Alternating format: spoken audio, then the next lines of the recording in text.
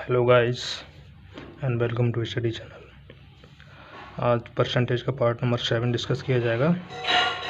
ठीक है, तो देरी किए बिना क्वेश्चन नंबर फर्स्ट पर चलते हैं।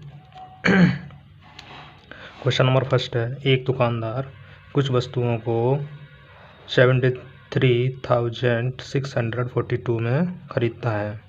वह वस्तुओं का 2/5 हिस्सा 30% लाभ पर बेच देता है। बताइए वह शेष वस्तुओं को कितने % लाभ पर बेचे कि उसे कुल सभी वस्तुओं पर 19% का लाभ हो। ठीक, तो सबसे पहले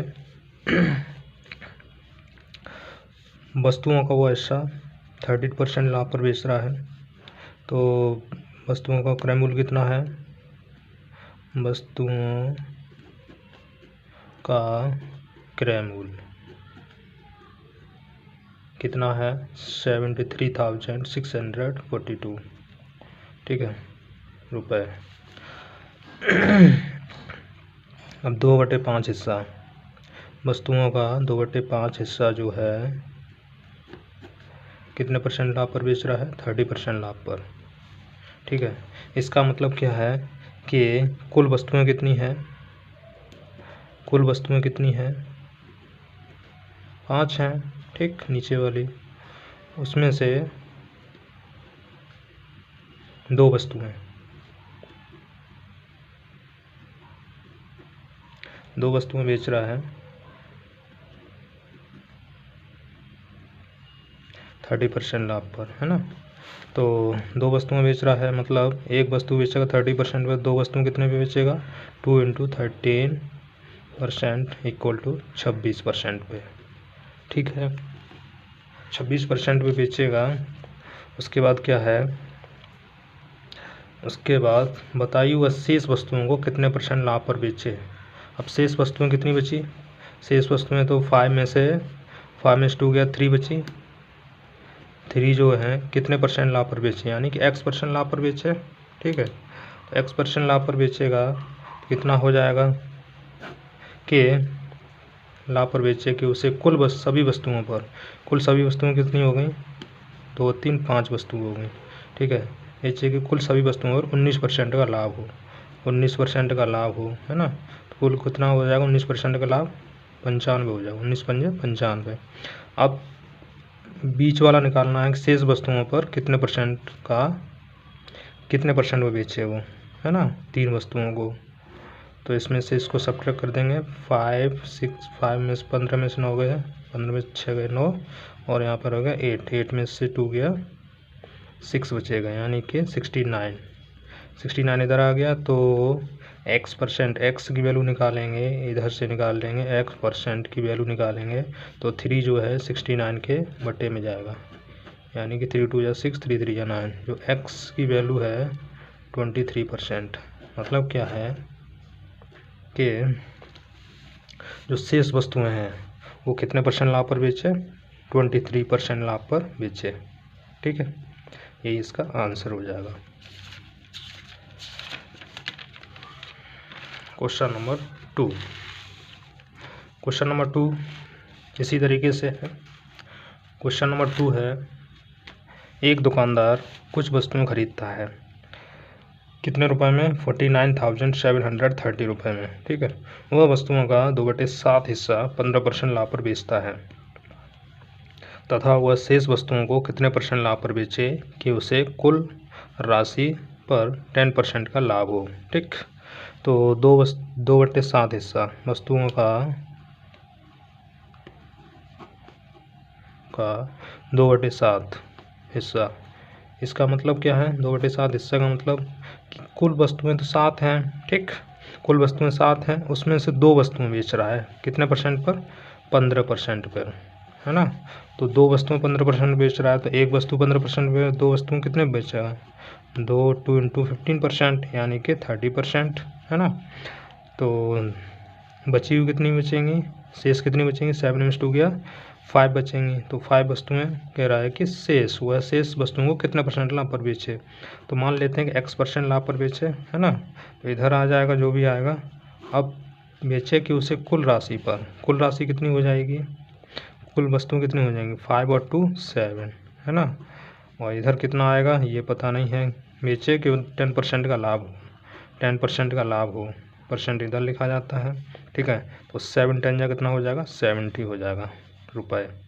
ठीक है, अब शेष लिखने के लिए, शेष बचाने के लिए क्या करते हैं कि कुल में से नीचे वाले में से ऊपर वाली वैल्यू घटा देते हैं। कितना आ जाएगा 40 आ जाएगा इसका मान सब्ट्रैक्ट करके, तो 40 यहाँ पे रखा जाएगा। तो 5 से इसको 40 काटेंगे तो 8 बार जाएगा, तो x की वैल्यू कितनी आ जाएगी 8% लाभ पर आंसर।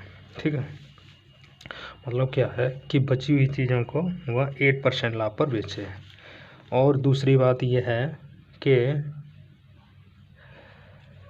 जब परसेंट से, है ना, परसेंट अगर पूछता है तो जो ऊपर वाली वैल्यू है क्रय मूल्य जिसमें वो खरीद रहा है वस्तुओं को, है ना, जिसमें वस्तुओं को खरीद रहा है, तो उसका कुछ औचित्य नहीं बचता, मतलब उसका कोई अस्तित्व नहीं है। वो नहीं भी हो तब भी काम चल जाएगा। ठीक, वो यूज नहीं होता है क्रय मूल्य जो है। ठीक है, क्वेश्चन नंबर 3। क्वेश्चन नंबर 3 क्या है, एक परीक्षा में बी को ए की अपेक्षा 11 सही 1/9% कम अंक मिले। उसी प्रकार सी को बी की अपेक्षा 12 सही 1/2% अधिक अंक मिले और डी को सी की अपेक्षा 15 यानी 25% कम अंक मिले, है ना। तदनुसार यदि डी को 180 अंक मिले हों तो ए को कितने अंक प्राप्त हुए। ठीक, तो पहले तो बी को ए की अपेक्षा कितने अंक प्राप्त हुए हैं 11 सही 1/9% कम अंक प्राप्त हुए हैं, है ना, तो कम कर दो, है ना। दूसरा क्या है, इसी तरीके से सी को बी की अपेक्षा कितने अंक अधिक प्राप्त हुए हैं 12 सही 1/2% अधिक अंक प्राप्त हो गए। ठीक, और डी को सी की अपेक्षा 25% अंक कम प्राप्त हुए हैं। ठीक, तो इसका फ्रैक्शन वैल्यू क्या होता है 11 से 1/9 का 1/9 होता है ना। इसका कितना होता है 1/8 होता है और इसका कितना होता है 1/4। मैक्सिमम के लिए, मिनिमम के लिए क्या करते हैं, अब ए अनुपात बी करना है। ए रेशियो बी की वैल्यू कैसे निकलेगी, 9 था और बाद में बी का मान कितना बचता है, 9 में से बन गया 8, कम हो रहा है ना, तो इसके लिए लास्ट वैल्यू 8 हो जाएगी, कम हो जाएगी। नीचे वाली वैल्यू से ऊपर वाली वैल्यू घट जाएगी कम के लिए, ज़्यादा के लिए ऊपर वाली वैल्यू जुड़ जाती है और कम के लिए ऊपर वाली वैल्यू घट जाएगी नीचे वाली से। ठीक है, तो बी रेशियो सी कितना आएगा, बी रेशियो सी आएगा 8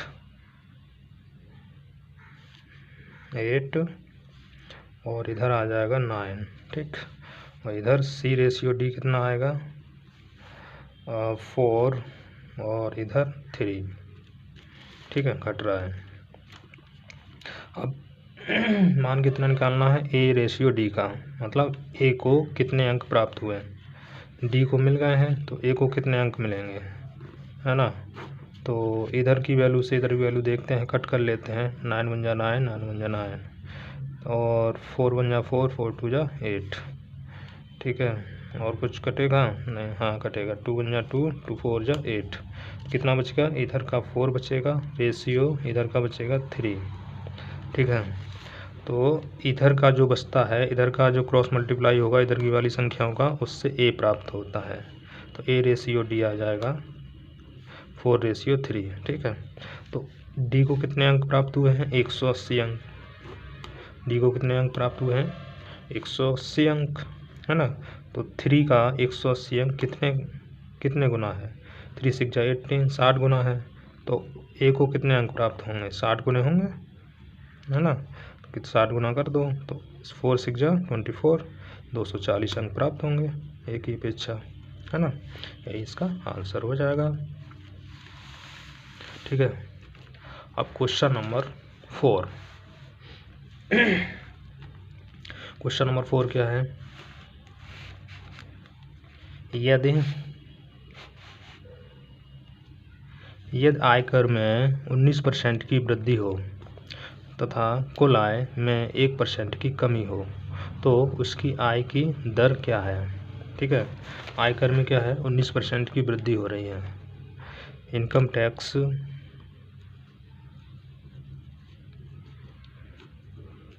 इनकम टैक्स में कितने की वृद्धि हो रही है? 19% की। इक्वल टू कुल आय कितनी है? नेट इनकम कितनी है? कुल आय वृद्धि होने पर नेट इनकम में 1% की कमी हो रही है। ठीक है, तो ये इसके इक्वल हो जाएगा, है ना। तो इनकम टैक्स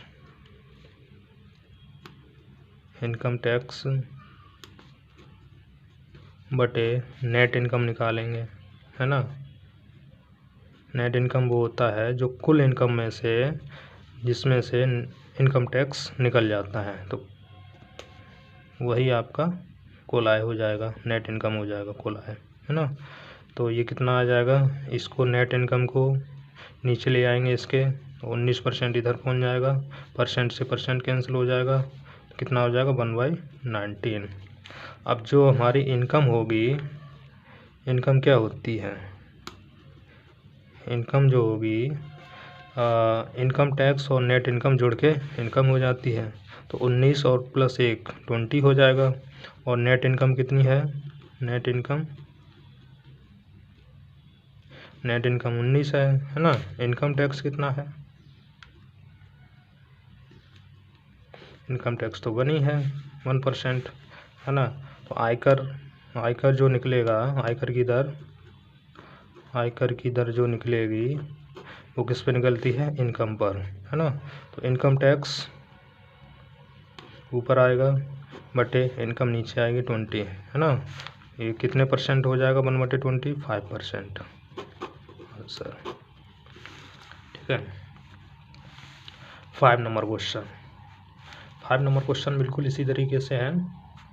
क्या कह रहा है? यदि आयकर में 21% की वृद्धि हो तो कुल आय में 4% की कमी हो जाती है, आयकर की दर क्या होगी? ठीक है, इसी तरीके से निकालेंगे। तो इनकम टैक्स एक तरफ लिख लेंगे, आयकर में कितने परसेंट की वृद्धि हो रही है? 21% की वृद्धि होने पर क्या होता है? कुल आय में यानी नेट इनकम में 4% की कमी हो जाती है। ठीक है, तो इनकम टैक्स ऊपर, नेट इनकम नीचे आ जाएगा,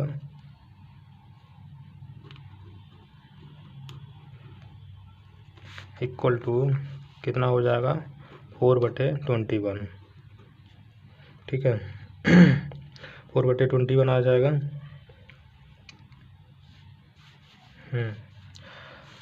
अब आयकर की दर निकालेंगे। आयकर की जब दर निकलेगी तो कितनी आ जाएगी?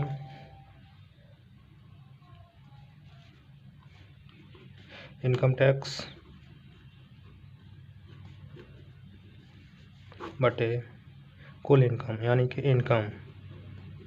इनकम कैसे निकलेगी? इनकम दोनों को योग करके, इनकम नेट इनकम में इनकम टैक्स जोड़ के।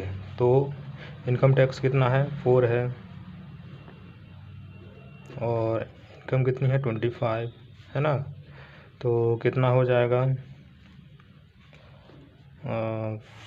1 बटे, इसमें 100 का मल्टीपल, यानी का परसेंटेज में निकालेंगे तो 100 का मल्टीपल हो जाएगा 2500 के 100, यानी कि 16% हो जाएगा आंसर। ठीक है, question number next.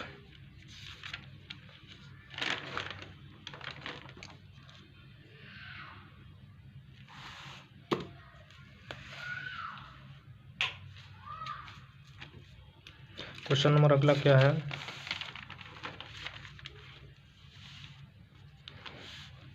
Question number अगला है,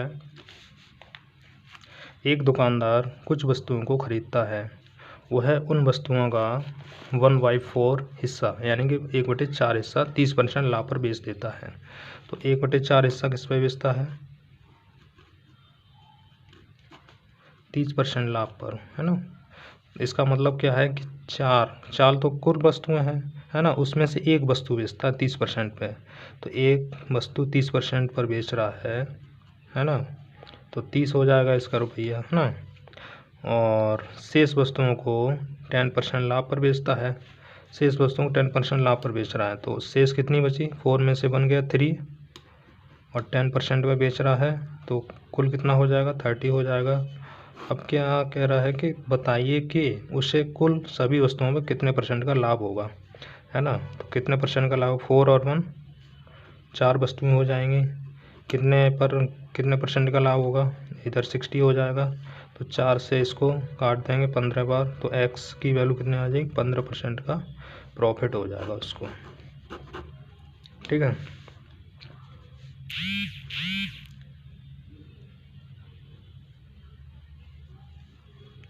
question number next.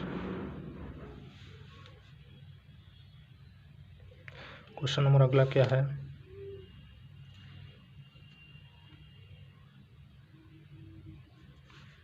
Question number 8।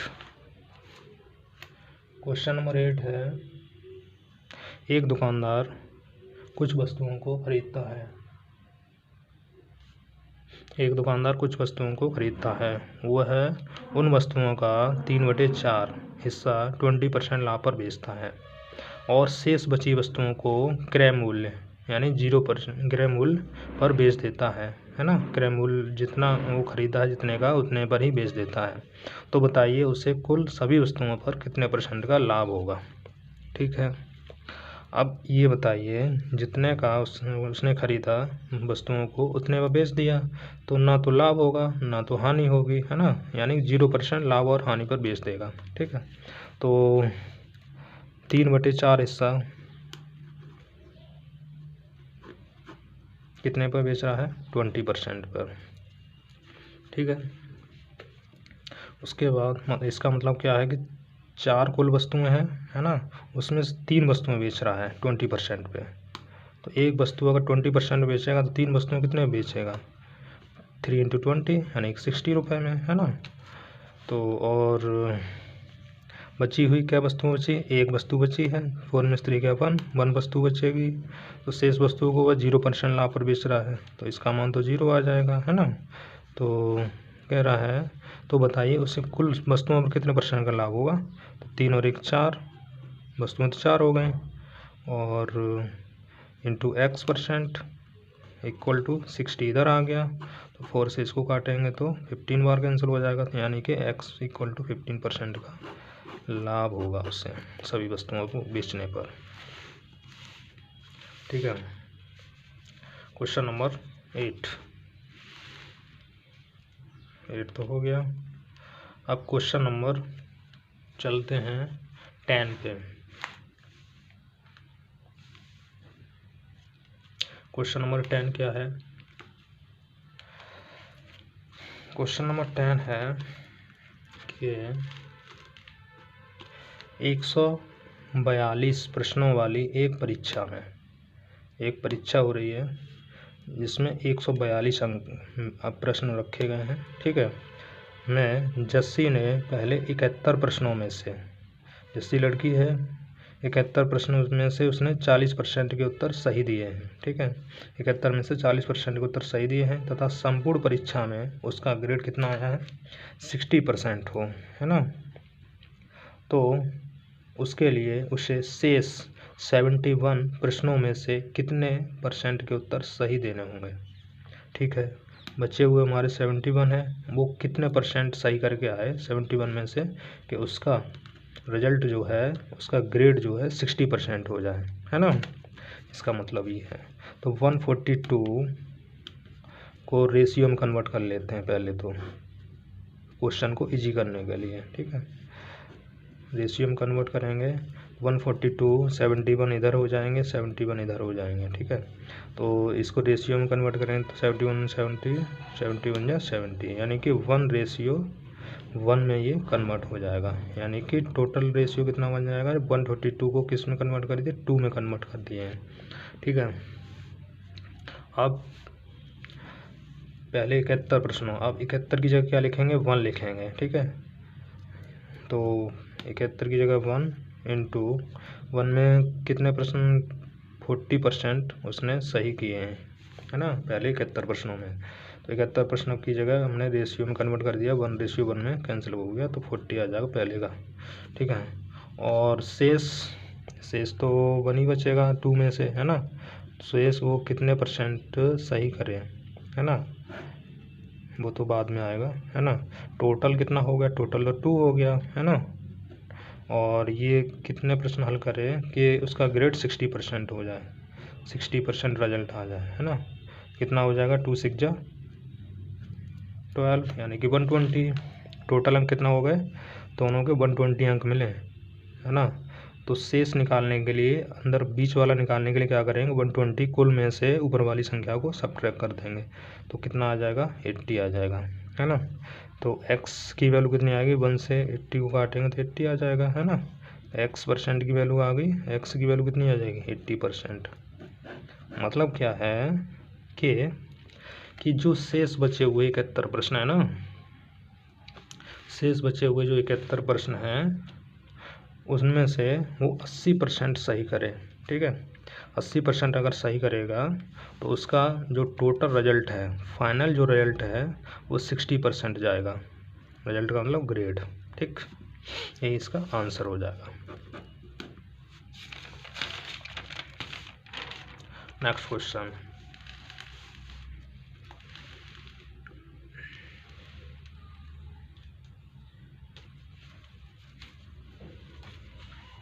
Next question क्या है, नेक्स्ट क्वेश्चन है 126 प्रश्नों वाली एक परीक्षा में पहले 63 प्रश्नों में से 65 यानी 65% के उत्तर सही दिए हैं। यानी कि पहले तो 2 पालियों में क्वेश्चन हो रहे थे, है ना। तो पहली पाली में 63 प्रश्न रखे गए थे 126 प्रश्नों में से, तो 63 प्रश्नों में से कितने % हल किए उसने सही, 65%, है ना। तो संपूर्ण परीक्षा में उसका ग्रेड कितना आता है, 75%। संपूर्ण परीक्षा में कितना ग्रेड आता है, संपूर्ण परीक्षा का उसका रिजल्ट जो है, ग्रेड का मतलब रिजल्ट 75% है।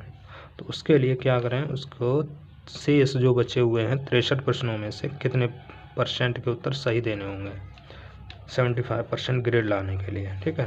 तो सेम पिछले क्वेश्चन की तरह 126 को रेशियो में कन्वर्ट कर लेंगे क्वेश्चन को आसान बनाने के लिए। यानी कि आधे तो क्वेश्चन हो रहे हैं, आधे 63 और 62 भागों में डिवाइड हो रहे हैं, तो 126 को रेशियो में कन्वर्ट कर देंगे, 63 एक तरफ 63 एक तरफ, इसको रेशियो में कन्वर्ट करेंगे, एक बार कट जाएगा, यानी कि कन्वर्ट हो जाएगा 1:1 में। ऊपर रेशियो 126 किसके बराबर मानना पड़ेगा, 2 के, ठीक है, टोटल। तो हमारा जो 1 यानी कि 63 पहले 1 प्रश्न जो है कितने सही किए हैं, 65%, तो अंक कितने मिलेंगे, 65, है ना। अब दूसरा कितना बचा, 1 बचा दूसरा, यानी 63 और बचे, और 63 1 के बराबर मान लिए हमने, है ना, रेशियो में।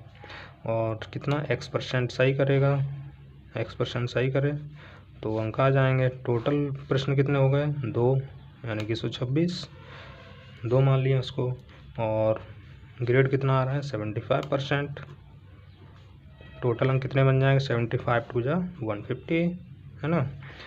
बीच वाला निकालने के लिए नीचे वाली संख्या को सब्ट्रैक्ट कर देंगे, तो 10 में से 5 गया 5 बचेगा, और यहाँ पर रहेगा 4, 14 में 6 गया 8, यानी कि 85%,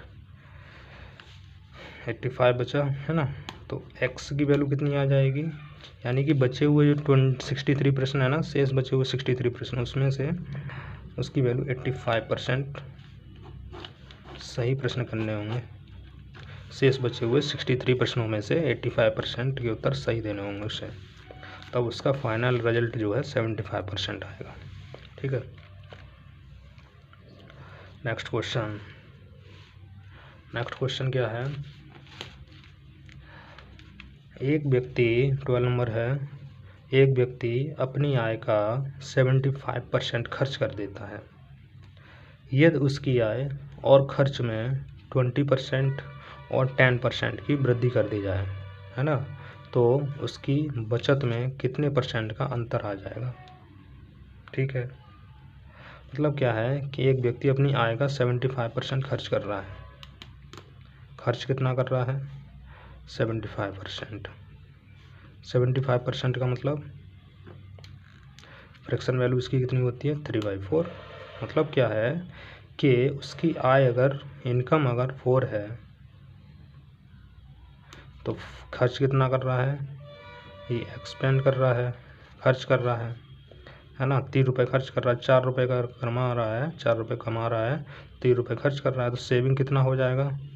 सेविंग हो जाएगा 4 - 3, यानी कि इनकम में से एक्सपेंड घटा देंगे तो 1 रुपया बचेगा, है ना। और उसका यदि उसकी आय और खर्च में 20% और 10% की वृद्धि कर जाए, है ना, तो उसकी आय कितनी है? आय तो 4 रुपये है, तो 4 में 20% की वृद्धि कर रहे हैं, कितना हो जाएगा? 80 रुपये हो जाएगी, है ना। इसी तरीके से खर्च में 10% की वृद्धि कर जाए, खर्च कितना है? 3 रुपये, 10% की वृद्धि कर रहे हैं तो कितना हो जाएगा? 3 × 30। ठीक है, तो बचत में कितने % का अंतर आ जाएगा? अब बचत कैसे आएगी? ऊपर वाले में से नीचे वाली वैल्यू घटेगी तो 1 आ जाएगा, और कितने % का अंतर आ जाएगा? मतलब 1% का अंतर आ जाएगा, और इसमें से ऊपर वाली वैल्यू से नीचे वाली वैल्यू घट जाएगी, है ना। तो 80 में से 50 बचेगा, यानी 50, तो x% इक्वल टू कितना आ जाएगा? 50%, है ना। ये उसकी बचत का अंतर आ जाएगा, 50% का प्रॉफिट होगा उससे, 50% का लाभ होगा। ठीक है। Question number 13। क्वेश्चन नंबर 13 क्या है? एक व्यक्ति अपनी आय का 37 सही 1/2%, यानी कि 37 सही 1/2% खर्च कर देता है, यदि उसकी आय तथा व्यय में 12% यानी 12% और 50% की वृद्धि कर दी जाए।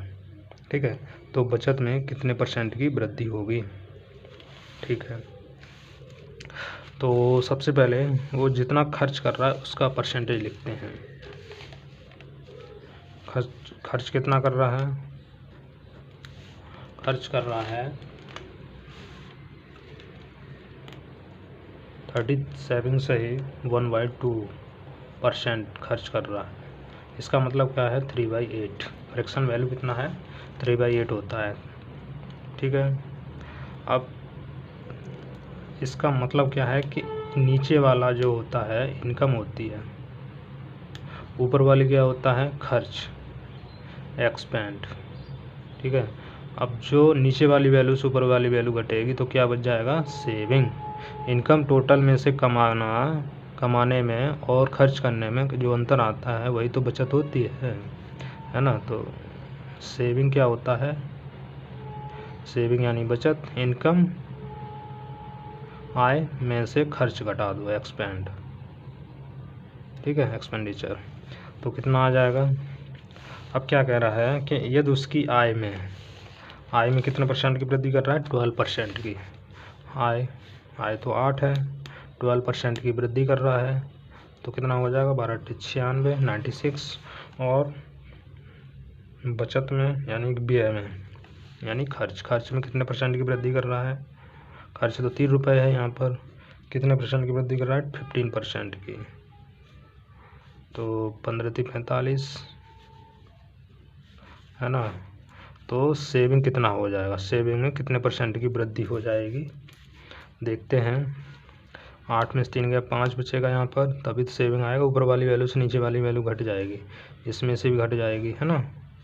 तो 8 में से 3 गया, 5, और कितने % का लाभ होगा उससे? इसमें से इसको घटाएंगे तो 9 में से 6 में से 5 गया 1, और यहाँ पे 9 में से 4 गया 5, और x% की वैल्यू निकालेंगे तो 51/5, यानी कि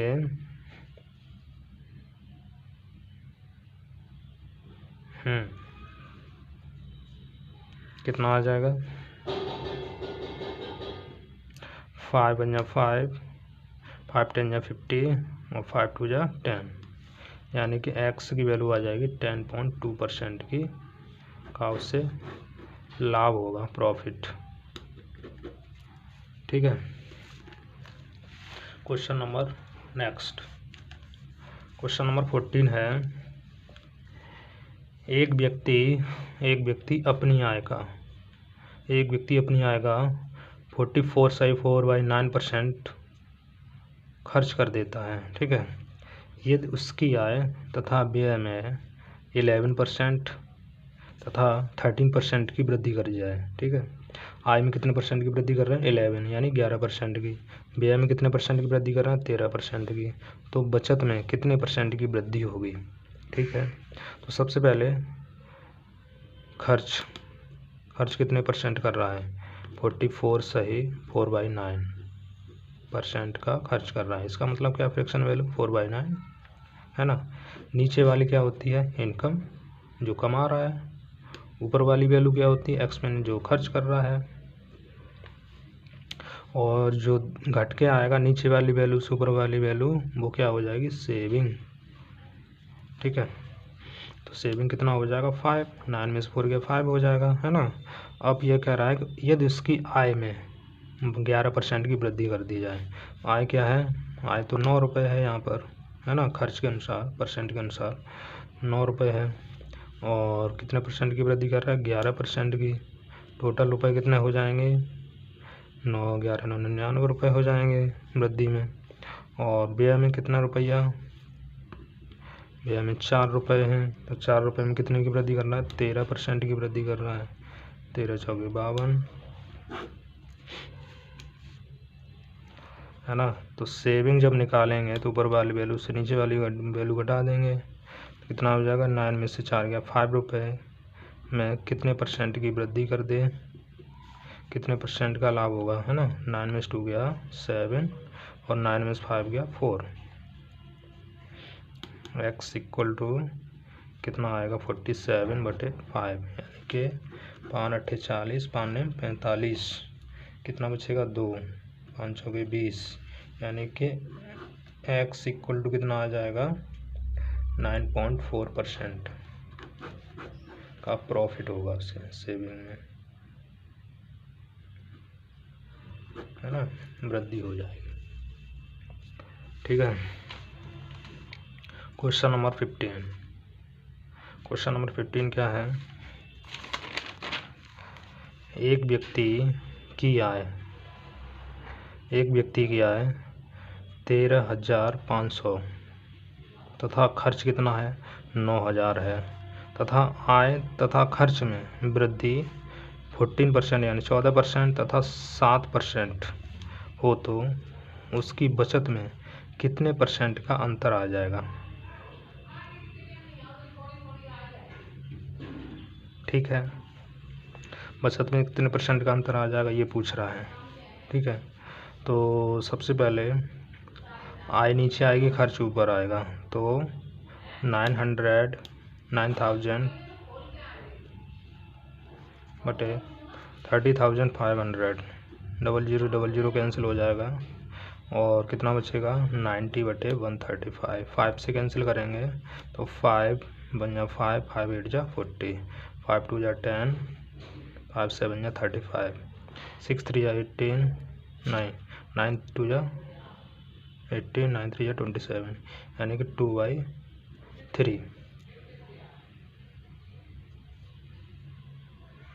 2/3 आ रहा है। इसका मतलब क्या है कि इनकम कितनी है?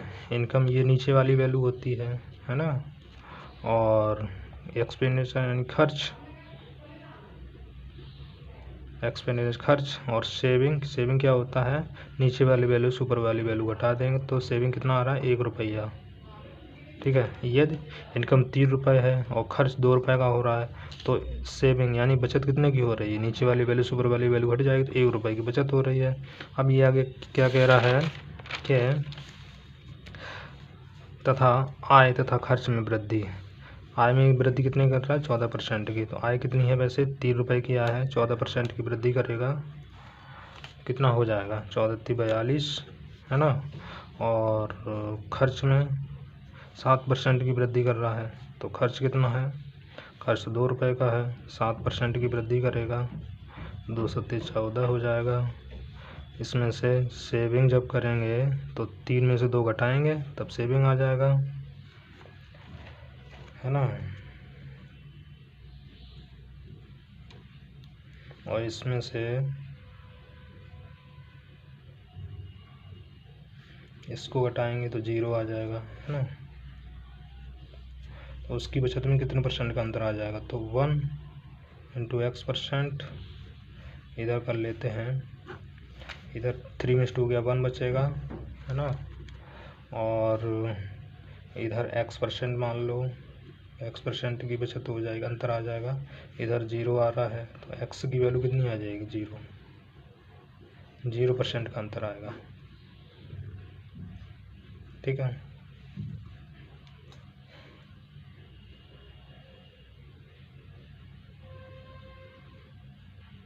नहीं सॉरी मिस्टेक हो रही है, 4 3 जा 14, 3 जा 42 और 7 2 जा 14 होगा। यहाँ पर कितने % का अंतर आएगा, 1 यहाँ पर इंटू x%, और यहाँ पर आएगा 28%, है ना। 28% का अंतर आएगा, मिस्टेक हो गई थी, ठीक। Question number next, question number अगला क्या है, एक आदमी है, क्वेश्चन नंबर 16 है। एक आदमी अपनी आय का एक निश्चित भाग बचाता है, ठीक है, ताकि एक साल में वह एक कार खरीद सके। अगर वह 9 महीने में कार खरीदना चाहे तो उसे अपनी बचत कितने % बढ़ानी होगी, कितने % बढ़ानी पड़ेगी, ठीक है।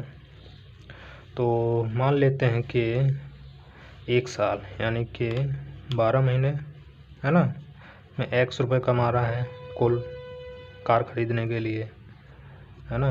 12 महीने में कार खरीदनी है और बाद में उसे क्या है कि 9 महीने में ही कार खरीदनी पड़ेगी, तो उसे रुपया थोड़ा बढ़ाना पड़ेगा, है ना। तो y रुपये हो गए, है ना।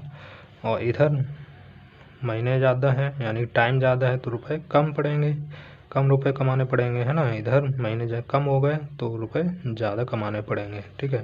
तो x/y की वैल्यू पहले निकालेंगे। x/y की वैल्यू कितनी आ जाएगी, 9/12, यानी कि 3 3 जा 9, 3 4 जा 12, यानी कि 3/4। मतलब क्या है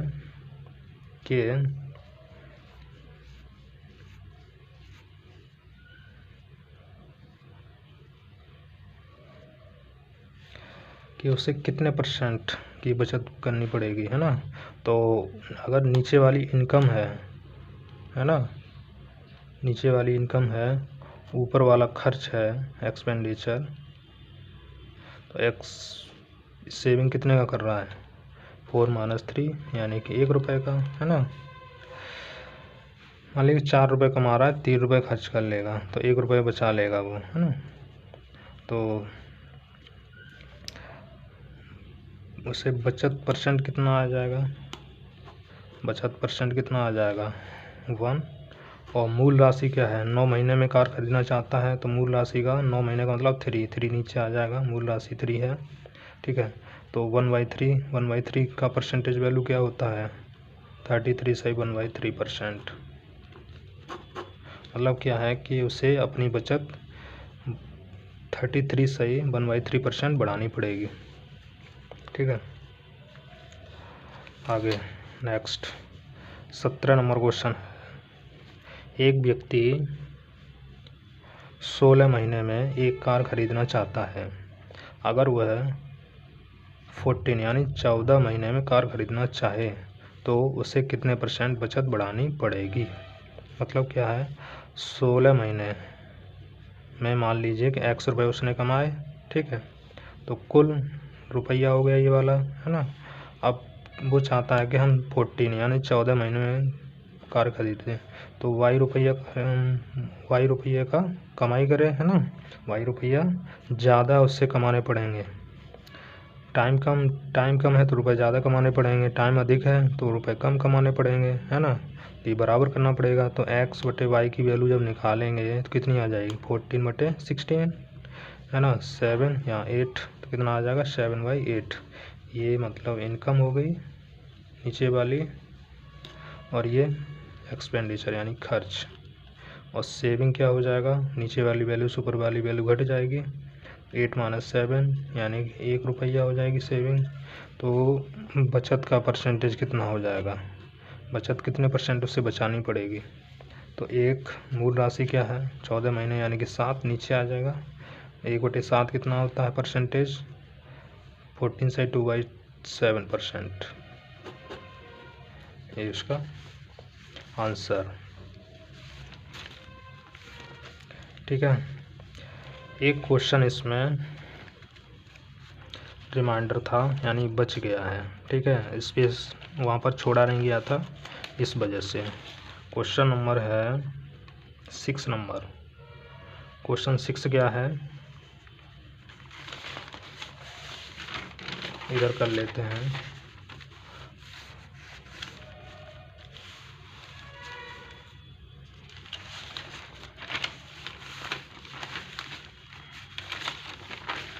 क्वेश्चन नंबर 6 क्या है कि एक दुकानदार कुछ वस्तुओं को 4,859 रुपये में ख़रीदता है। ठीक है, वह वस्तुओं का 3/7 हिस्सा 30% लाभ पर बेच देता है और शेष वह कितने % लाभ या हानि पर बेचे कि उसे कुल सभी वस्तुओं पर 10% का लाभ हो, है ना। सभी वस्तुओं पर 10% का लाभ हो। तो ऐसे क्वेश्चन हम करा चुके हैं। ठीक है, तो परसेंट से हमको परसेंटेज निकालना है। ठीक है, तो क्या करेंगे, क्वेश्चन को ऊपर ले चलते हैं। ठीक है, ऐसे मतलब क्या है कि वस्तुओं का